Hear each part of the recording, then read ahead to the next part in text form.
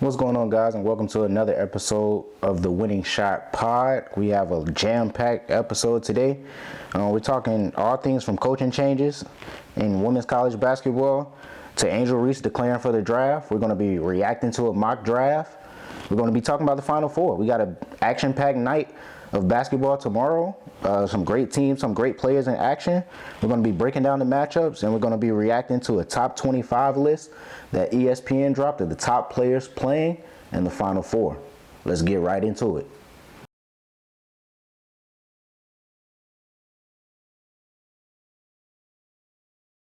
So let's jump right into these coaching changes, man. I think the first big domino to fall was last week or 2 weeks ago when we received the news that former Virginia Tech head coach Kenny Brooks will be taking the University of Kentucky job. And that's really changed the landscape of college basketball coaching so far. It led to an opening at Virginia Tech. They just announced their hire that we'll talk about after the Kenny Brooks hire. But I think Kenny Brooks to Kentucky, man, when you look at something like that, he becomes the third highest paid coach in the SEC, right? He's behind Kim Mulkey and behind Don Staley at South Carolina and LSU respectively, right? And when you pay somebody that much and that type of money, right, you expect them to come in and win immediately. Like, no faking. Like, we can't be sorry anymore. Like, we have to compete for an SEC championship and at least, like, strongly be in that third spot, right? So when we look at the standings in the SEC, right, Kentucky was towards the bottom this past year. They finished, let's see, what did they finish? And the beat goes on.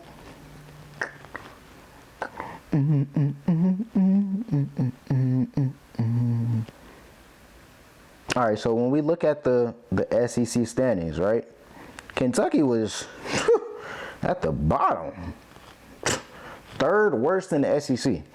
They went 4-12 in the SEC play. They finished 12-20. Now, granted, they had a few injuries. They weren't the most talented team, but Kyra Elsley, before this past season, was competing for SEC championships. She usually had a top team. She had some top players. She had some great talent. Never lacked talent. The talent was there. It's just figuring out how to play together and staying healthy. But like I said, when you pay somebody that type of money, you expect them to come in and win. And when you have other great teams within the conference, you know, your Vanderbilts, your Auburns, Tennessee, Alabama, Ole Miss, all behind those two top teams up top, Kentucky has to get back in that conversation. They can't be the third worst team in the SEC. Like, Big Blue Nation is not going for that. They're not going for that. They give too much money to support the school and the university to have a sorry women's basketball team. And plain and simple, that they were not good last year.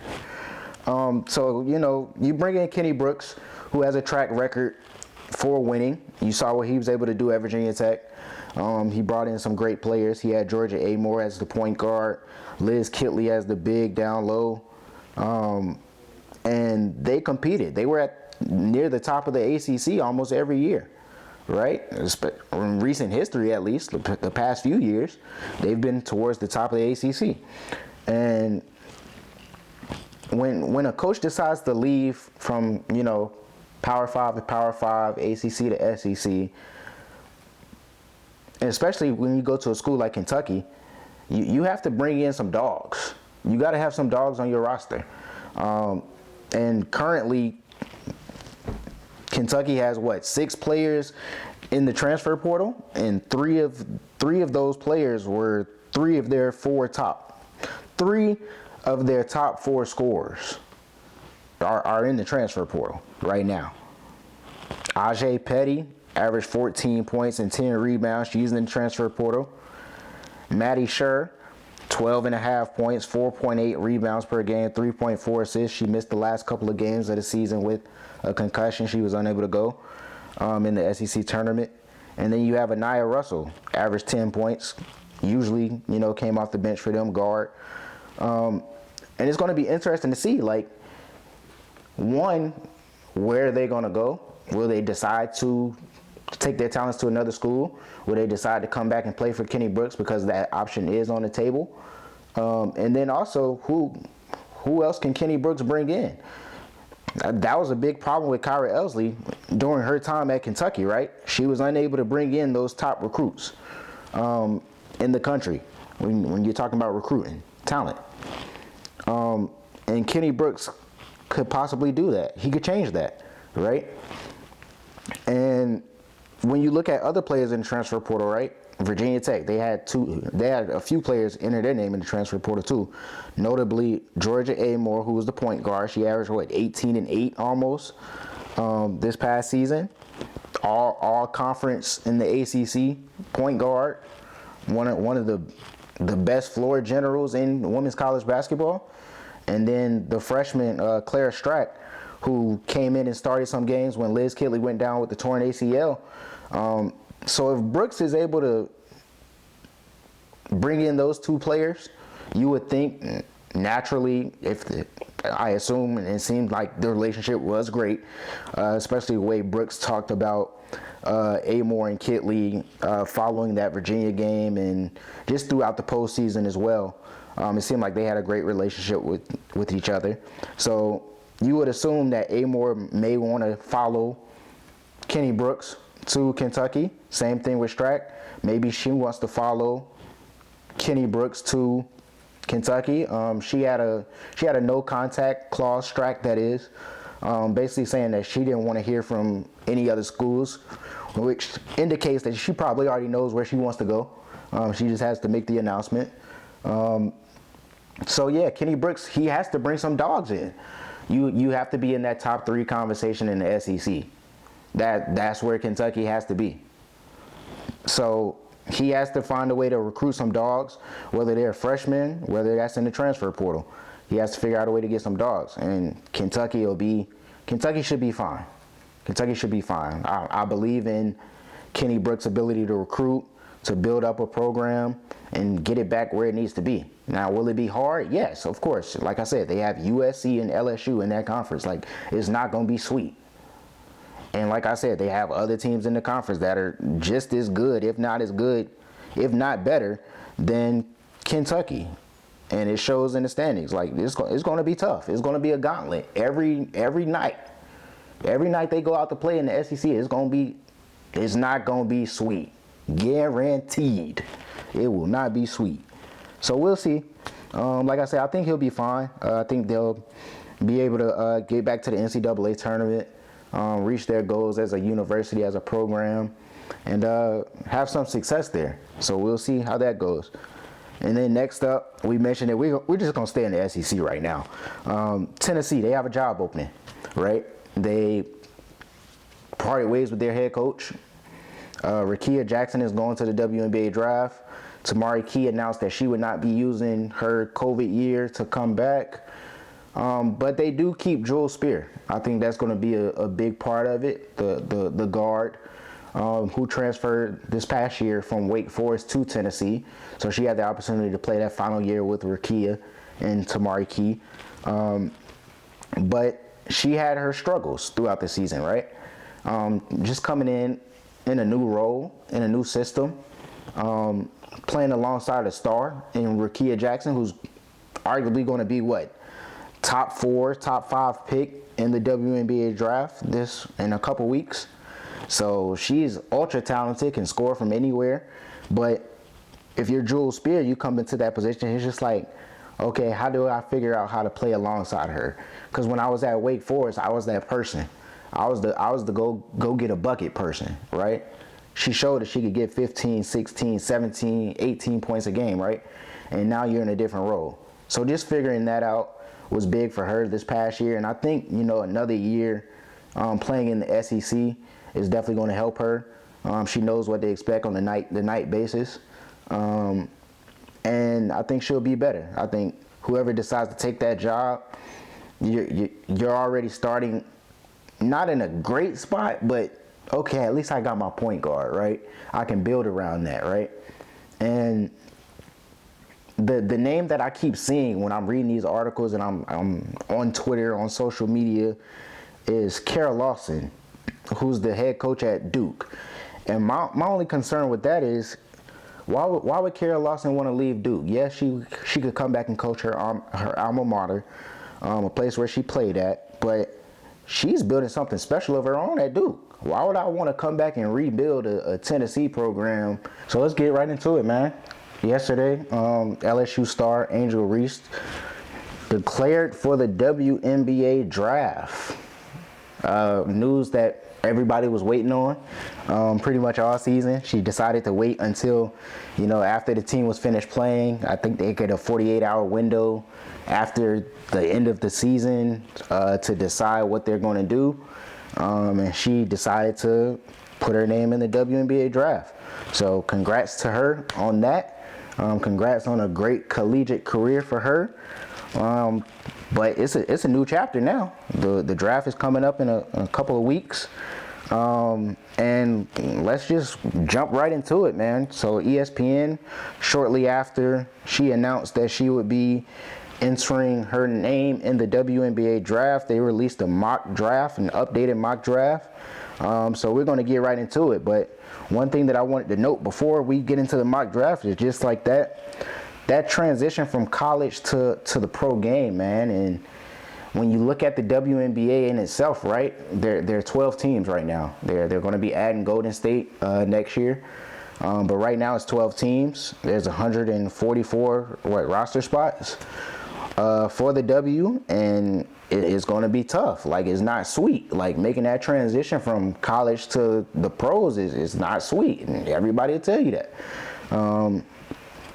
So with that being said, just take everything that I'm going to say and just keep that in the back of your mind, right? That there's 144 spots and it's not sweet. Like, some of your favorite players might not be them people in the league. Like, it just is what it is. So let's jump right into this mock draft, right? So first off, Indiana Fever got the first pick. Caitlin Clark, no brainer, cool. We all know that, okay? She is probably, not even probably, she's the best player in this draft, right? I was talking to one of my friends the other day, right? And he was like, what do you think is a accurate stat line going to be for Caitlin Clark, right? And my thing is, she's not going to be asked to do what she's doing at Iowa, because the Fever have a better roster than the Iowa Hawkeyes, right? You have Kelsey Mitchell there, who's a bucket, a walk-in bucket, just made the All-Star game last year. She can get about 18 a game, 17, 16, 15, anywhere in that range, 15 to 18. I think she averaged 18 last year, if I'm not mistaken. You got Aaliyah Boston, the reigning Rookie of the Year in the WNBA. She also made the All-Star game last year, who's on pace to be averaging a double-double. I think she averaged, 14 and 9 last year. So she was right there, about to be averaging a double-double. You got Nalissa Smith at the 4, who can get 14, 15 points a game. So Caitlin Clark is not going to be asked to come in and get 30 points, double-digit assists, all the rebounds like she is right now. Like, she's almost averaging, she's close to averaging a triple-double right now, right? And she's just not going to have that load, right? She's not going to have the freedom to take the shots that she's taking right now. But she also won't need to take some of the shots that she's taking right now, right? And that's no disrespect to her. That's just how the league is, right? Like, she's surrounded by better talent, and that's perfectly fine. So my thing with Caitlin Clark is, yeah, she might come in and average 17, 18 points, but I think her assist numbers are going to go up, right? I think she might be averaging closer to 9 or 10 assists a game because of the attention she's going to get on the offensive end, where people are, coming off the screens, hedging hard. She might be able to whip a pass to somebody like Aaliyah Boston rolling to the basket or Nalissa Smith in the short corner. So I think her assist numbers are going to be big. So I could see her, like I said, 17, 18 points per game, 9 or 10 assists, and that's generous, right? Her numbers might take more of a hit than that. Who knows? Like, it's the WNBA. Like, it's not sweet. Like, I don't think she's just going to come in and dominate the league and just take over the league. I mean, you look at the players last year, right? The leading scorer averaged, 24 points a game? That was Jewel Lloyd. And she was on the team by herself. And she averaged 24. So, if you think Caitlin Clark is about to come in and just average 30 on a better team, on a team with more talent than Seattle had last year, like, you're mistaken. Like, yeah, you're tripping for real. But yeah, number one pick. She'll be the number one pick. She'll probably win Rookie of the Year, more than likely. So yeah, let's move on to number 2. At 2, we got Cam Brink, the big out of Stanford. I'm not mad about this pick. My only thing with this pick is that the Sparks have 2 first-round picks at 2 and 4, and currently slated, they're expected to take 2 bigs, right? Brink is a defensive force. She just won Defensive Player of the Year. It was announced by Naismith, the Naismith Award, yesterday. They just announced her as the Defensive Player of the Year in women's college basketball. So congrats to her on that. But, if the Sparks take Brink at 4, that would be a good pick. She gets to stay on the West Coast, close to family, close to friends. So I'm not mad about this pick, right? And then you have 3 at Chicago, right? And this ESPN mock draft has Rickea Jackson going 3. And we talked a little bit about Rickea earlier. She's a bucket. She can score from all 3 levels. You saw it against one of the best teams in the country on multiple occasions against South Carolina. Like, she was cooking. Like, South Carolina had nobody to guard her. And I actually saw like a YouTube short earlier that had Bree Hall. They were asking the South Carolina players, who's the toughest guard. And Bree Hall said Rickea Jackson. Like, yeah. And Bree Hall can defend. Like, Bree Hall is probably the South Carolina's best perimeter defender. In the starting group, at least.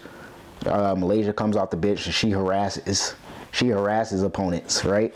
Pressuring the ball. But Bree Hall is a great defender. And she said Rickea Jackson is the hardest person to guard, right? She can score from all 3 levels, 6'2". They have her listed as a small forward. I could see her playing, the 3 or the 4, just depending on the matchups. And Chicago needs it, right? They lost a couple players this offseason. They bring back Mabry. They bring back Dana Evans. So that's going to be interesting. I think Rickea would fit right in with them. They lost Kalia Copper to the Mercury, so they're going to need to replace that scoring and that energy. And Rickea can definitely potentially be that player for them. But also in the same breath, right? Like I was saying, I wasn't too sure about the Sparks pick because I could see Rickea going there too, right, to the Sparks, whether it's at 2 or whether it's at 4, right? Because if I'm the Sparks, me personally, yeah, they lost NECA to the Storm, and you do need to replace that for sure. Like, don't get me wrong, you need to replace that. But I think a pairing of Brink and Rickea or a pairing of Cardoza and Rickea, that would be a tough 4-5 combo. That would be a tough 4-5 combo. Instead of having Camila Cardoza and Brink, Cardoza is a 6'7" paint beast, defender, rebounder, who scores a lot of her points off of offensive rebounds and putting it back up. She doesn't necessarily have the best offensive packages, but she gets the job done, right? While Rickea is a scorer, like you know what you're getting from her, and she showed that at the college level. But like I said before, college and pros, like it might not always translate. So just take that with a grain of salt. So yeah, this mock draft has Camila Cardozo going 4 to the Sparks. So now we're at 8 with Chicago. They have her selecting Isabel Barlasse. Hopefully I'm pronouncing that correct. She's from Australia. Point guard, 5'11", 19 years old though. So she's probably going to be like a stash pick for Chicago. As I mentioned, Chicago already had the third pick. So this is going to be interesting. I definitely want to do my research on Isabel before the draft comes, just to see how she plays, get to know her a little bit, and just see kind of how she fits in with what Chicago already has. Like I said, they have Dana Evans, whose minutes have increased recently.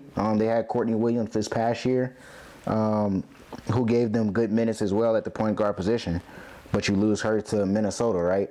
So it's going to be interesting to see what she can bring to the table. But like I said, she'll probably be a stash pick for the Chicago Sky. And then you move down to 9, right?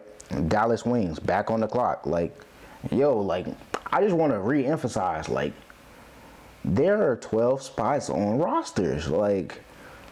And there are multiple teams with first-round draft picks. This is just the first round. This mock draft is just the first round. And we've already seen several teams with multiple draft picks in the first round, right? So, like I said, don't be surprised if somebody doesn't make the team. If somebody that you followed in college is not playing in the WNBA, it's tough. It's not sweet. I just want to re-emphasize that. But at 9, the Dallas Wings are back on the clock, and this mock draft has them taking Alyssa Peely from Utah, who's undersized 4 or 5 type player. They have her listed as a small forward here. I'm not quite sure about that one. But yeah, she can stretch the floor. Definitely going to be a matchup problem for a few different players in the league. Can cause some problems with her ability to shoot the ball. Me personally, and this is not to trash anybody, but also keep it real. But I personally feel like she takes too many threes. But we'll see. Like I said, the Dallas Wings have had a history of taking bigs. So we'll see how it works out in that situation for Peely, if that is the selection that they ultimately decide to make. So we'll see. 10, we got the Connecticut Sun, and they are slated to select Deasia Fair, who went under the radar all season. She's the 3rd all-time leading scorer in NCAA women's basketball history. She's a bucket, a bucket. Point guard, like I said, a walking bucket. She can score at will. But like I said, we'll see if it translates to the WNBA. She'll be going to a good squad in the Sun, who's usually a top 3, top 4 team in the WNBA. They have Alyssa Thomas, DeWanna Bonner. They have some great pieces over there, right?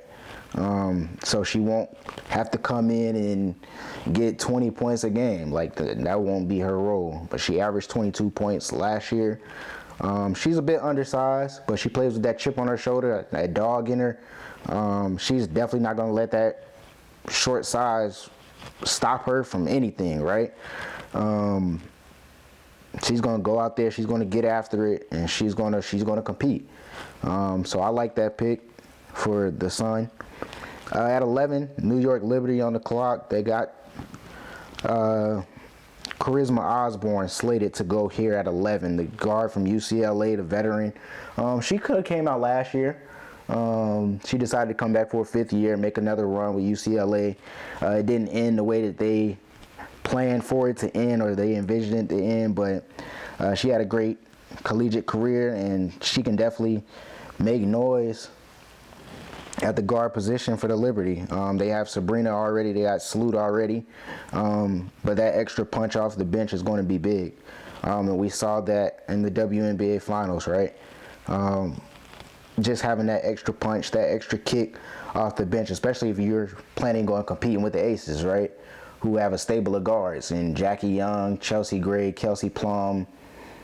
There's some dogs over there, so you gotta come with your own dogs, and Charisma Osborne is definitely one of those dogs that's going to compete at the highest level on both ends.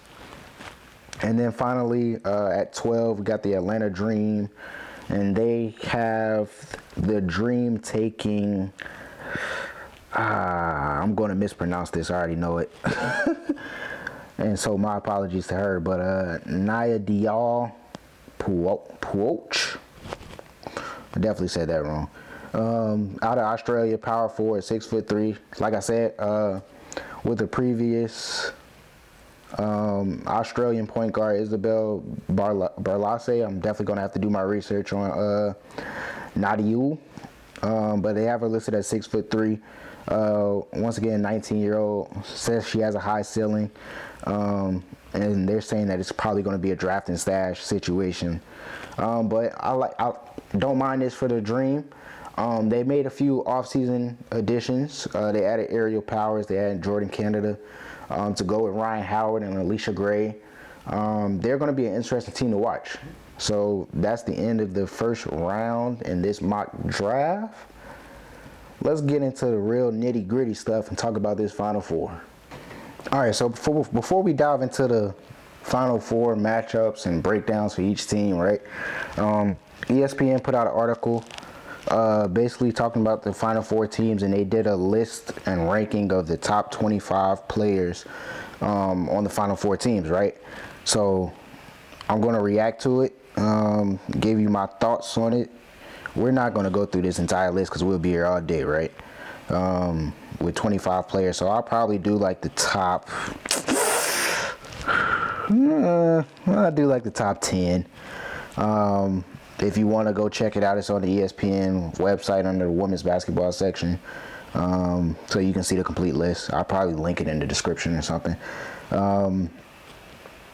But let's start at 10, right? We'll start at 10 and work our way up.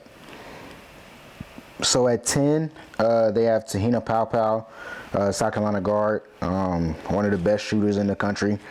Not mad at it. Let me see who else they have above her.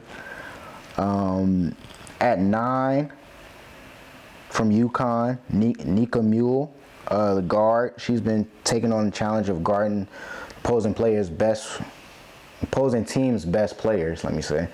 So she's been guarding Juju Watkins. She's been guarding Deasia Fair, some of the top guards and players in the country, right? And the leading assist person for UConn, right? She averages 6.5 assists per game. She can score if needed. And she's averaging a steal a game, right?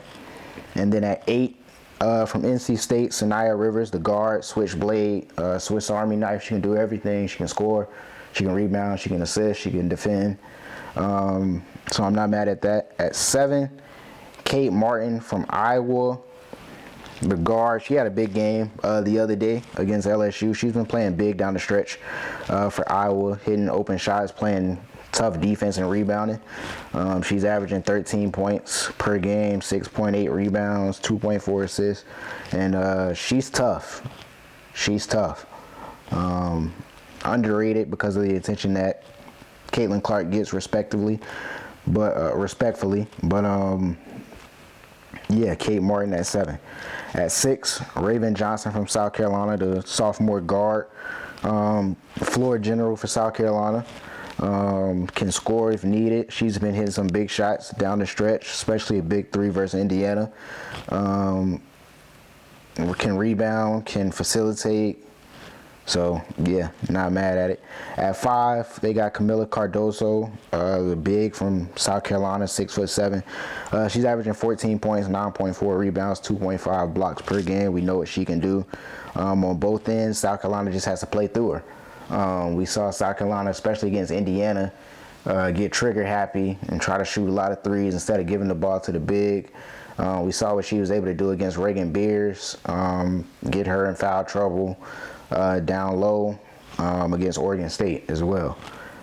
She's going to be a force, as we mentioned before earlier on in the show. She's going to be a top 5 draft pick. At 4, got Aaliyah Edwards from UConn. Once again, we talked about her a little bit earlier. She'll probably be at that pick at 5 for the Dallas Wings. She'll be anywhere between like 5 through 7, just depending on what teams like in the WNBA draft. But right now for UConn, she's averaging 17.6, 9.3, nearly a double-double on 59% shooting. She just has to stay out of foul trouble, right? She's been getting a lot of minutes because UConn is not that deep, especially in the front court. So if she's able to stay out of foul trouble, that'll be big. At 3, one of the hottest players in the country right now. I'm not even lying, yo. She got a burner for one, like sharp shooter, shot creator, can score from anywhere, all 3 levels. And that's Isaiah James from NC State. She's averaging 16 right now, 4.6 rebounds, 2.9 assists. She was 5 for 5 for 3 in the first half the other day against Stanford. That was a big win for them. And like I said, she's been playing hot since going back to the ACC tournament. She's had a breakout year this year throughout the regular season, but she's really been playing at a very high level since the ACC tournament and towards the end of the regular season. At 2, you got Miss Paige Buckets from UConn, Beckers, averaging 22, 5.2 rebounds. She's been playing at a high level. She's just really been reminding people how great she is, in my opinion. Like, we all know the injuries and the trials and tribulations that she's faced throughout her college career. She announced that she would be coming back to UConn for her final season next year, but she's been reminding people and reminding the world just how great she is. She's a bucket. She's showing everybody, putting everybody on notice. She's gonna have a tough challenge against the number 1 player on this list, Miss Caitlin Clark, who's the best player in college basketball right now. We can put it that way. She's going to be number 1 overall pick. She's averaging 32 points per game, 7.3 rebounds, 9 assists, 1.8 steals per game. She's doing it all at a very high level. She's the number 1 player. So, looking at this top 10, I'm not too mad at it. I would probably change. I would probably slide Aaliyah Edwards down. I would probably just flip Aaliyah Edwards and Camilla. But you looking at the stats, of course. Clearly, Aaliyah Edwards' numbers are going to be better only because, at least scoring-wise, they're going to be better just because of how deep South Carolina is. It could be anybody for South Carolina on any given night. And like I said, at times they can not necessarily get a ball down to Camila Cardoza to try to score. But like I said, they have a number of weapons. They're the deepest team in college basketball. They have 10 starters. You take anybody off their bench, they could probably start for any one of these other teams that are playing in the Final Four, like straight up. Like, that's how deep South Carolina is. But I would probably switch those two. Me personally, I'm a big Sanaya Rivers fan. Like, I love her game. Athletic guard, can do it all. So I would probably slide her above Kate Martin and maybe probably Raven Johnson. So I would probably bump both of those down 2 spots. So Rivers would be at 6 instead of Raven Johnson. I would just slide Kate Martin down to 8 and slide Raven Johnson down to 7. Nika Mule, I'm not mad at that. Tina Pow, I'm not mad at that. So those can probably just stay where they're at. I think Mule is going to be a big factor in this matchup against Iowa. She's, like I said, she's going to have to stay out of foul trouble. Her and Aaliyah Edwards are both going to have to stay out of foul trouble. We've seen them get in foul trouble in a number of games. They both played and finished the game playing 40 minutes the other day with 4 fouls. So Gino's going to play them if they get in foul trouble, just because they've only been playing 6 or 7 players the past few games. They're not a deep team at all. So that foul trouble is definitely going to be key in that game. She's probably going to be chasing around Caitlin Clark all game, so we'll see how that goes. But that's it for the mock draft. If you want to see the complete list, like I said, it was 25 players. We only looked at the top 10 today. But there's 15 other players on this list that you can look at. Like I said, it's on the ESPN site, women's basketball. You can check that out. I'll probably leave it in the description. But let's get into the nitty gritty, the details of it all. Let's break down these games. Let's look at all these teams and what are going to be the keys to victory for each of these teams. Let's get it. I know. You're probably getting tired of seeing me. I know. We're probably getting a little long on this video. I try not to make these too long, but let's try to break down these games real quickly. Try not to keep you too long so we can get you out of here, get you going about your day. You know, I sound like a teacher right there, yo. You feel me? Like, hold on. But, you know, Final Four matchup. Let's look at the first game. We got South Carolina versus North Carolina State. North Carolina State, as I said previously, led by their guards. When we were going through the list, they had 2 guards in the top 10 of the top 25 players left in the Final Four. Out of the teams in the Final Four, right? They had both of their guards were in the top 10, right? Sanaya Rivers and Isaiah James. So that's the key for them, right? That has been their guard play. River Baldwin was also a little bit further down the list. That's their center. So we'll see how she matches up with Camila Cardozo, the number of bigs that they can throw at her. Sanaya Fagan, Chloe Kitts, Ashlyn Watkins. They have a number of bigs that they can throw at River Baldwin. So I think she'll probably be taken out of the game. And she'll have to stay out of foul trouble as well. That's going to be big for her. And then, like I said, the guards, Sanaya Rivers, Isaiah James, will they be able to hit their shots? Will they be able to hit their threes to keep them in the game? South Carolina is a great defensive team. Like, everybody gets caught up in, you know, the flashiness of Malaysia Fulwale, the poise of Raven Johnson, the big and Camila Cardozo. They have a very good defense. Like, yes, they've had their struggles where they can't necessarily guard players like Rakia Jackson, right? Who gave them fits throughout the season. They tried to throw a number of different bodies at her, couldn't really figure out a solution for that. But they've been pretty good against guards, right? So we'll see. They have a number of different players that they can put out there. Tessa Johnson has been getting good minutes. Malaysia has been getting good minutes. Raven Johnson and Bree Hall, Tina Powell. So they have a number of guards that they can throw at Isaiah James and Sanaya Rivers. That's going to be an interesting matchup.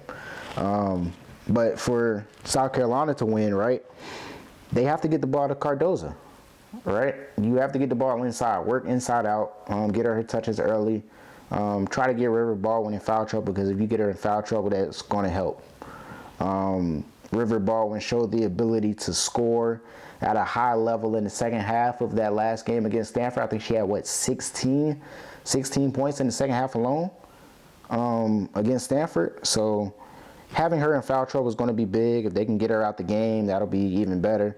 But like I said earlier, South Carolina is the deepest team in college basketball. Like, it's going to be hard to beat them. You're going to need them to have a bad shooting night, and you're going to need to be on fire. You're going to have to hit threes against them, and you're going to have to close out possessions on the offensive end, on the defensive end, right? You force them to miss, you got to close out the possession, getting the rebound. You can't let them get offensive rebounds.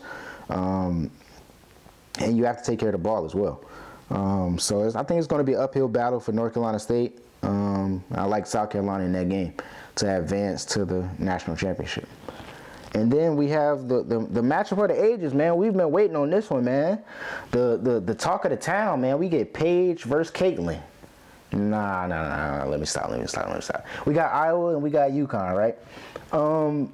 But, you know, Paige and Caitlin are going to be the 2 superstars in this battle. You know, 2 of the top players in the class of 2020. Their names have been joined together for years, right? They played together in USA basketball teams since high school, right? Since middle school. They've known each other since middle school. So their relationship is there. Their names and their careers and their stories have been matched up and paired up. You know, it was the time when everybody was saying Paige was better than Caitlyn. Now Caitlyn is potentially the GOAT of women's college basketball. Like, they're forever going to be etched next to each other and compared to one another. But this is going to be a great matchup, man, because what Iowa is doing at a very high level is shooting the ball. Whether it's Caitlin Clark, whether it's Kate Martin, whether it's Gabby Marshall, they have shooters all around. It's not just Caitlin Clark and her scoring ability. As we saw against LSU, she dominated that game. She had 41 points and she had 12 assists, though. Like, she was doing it all. So it's going to be a tough matchup. Nika Mule, as I mentioned earlier, is going to have to stay out of foul trouble. She's, like I said, she's going to be guarding Caitlin Clark probably a majority of the game, chasing her around, trying to disrupt her, trying to make things tough for her. So she has to stay out of foul trouble. Aaliyah Edwards going to be guarding Hannah Stokey down low. Both of them have to stay out of foul trouble. We saw Stokey go sit down for almost the entire third quarter against LSU because of foul trouble, right? And luckily they have the depth, but on the other hand, UConn doesn't have the depth. So if Aaliyah Edwards gets in foul trouble, it might be a long night for him. This game could possibly get ugly. I'm not gonna lie to you. It could get ugly. And when I say it could get ugly, I mean Iowa could run away with this. They play at the fastest pace. They have the best player on the court, arguably. Gino will probably disagree. If you saw his comments a couple of weeks ago, he was talking about how Paige is the best player in the country, and then he slowly backpedaled once he got the matchup against Iowa. He was like, yeah, I don't need Caitlin getting mad and, you know, dropping 50 on us if she hears those comments, because Caitlin is the best player that we've probably ever seen in college basketball or whatever. But yeah, so we'll see. I like Iowa in this matchup. I think Caitlin Clark will just be too much for him. And her ability to get her teammates involved too. I don't want to overlook that as well, because she does a great job. She's a great passer, despite all her scoring abilities and her ability to get to the rim, her ability to shoot the three. She's a great passer as well. So I think that'll just be too much for UConn, and sadly, the UConn run will come to an end tomorrow. So, as you can see, we'll have a South Carolina versus Iowa rematch. That's my prediction. We'll see who wins. I think it'll definitely be a different look that South Carolina will try to give Caitlin Clark than they did last year. It's definitely two different teams from last year when they last met as well. So that's going to be interesting to see what Don can cook up defensively for Paige. Like I said, they have a number of guards that they can throw at her. They can put some length on her with Ashlyn Watkins, possibly. They have a number of different players that they can try to throw at Caitlin Clark if that matchup were to happen in the championship. But yeah, those are the Final Four matchups, man. Exciting day of basketball tomorrow, man. Definitely gonna be looking forward to it, man. I know y'all gonna be tapped in. I may go live.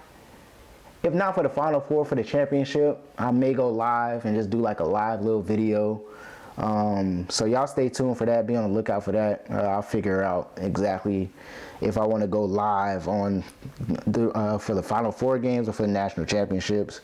Might let y'all decide which ones to do. But yeah, man, that's all we got for today, man. Catch y'all on the next video. If you like this video, man, make sure you give me a thumbs up. Hit that subscribe button, man. Tell a friend to tell a friend, man. Share the page, man. Share a clip, man. Nah, y'all good, man. But enjoy these games, man, this weekend, man. And I'll catch y'all in the next video, man. We out.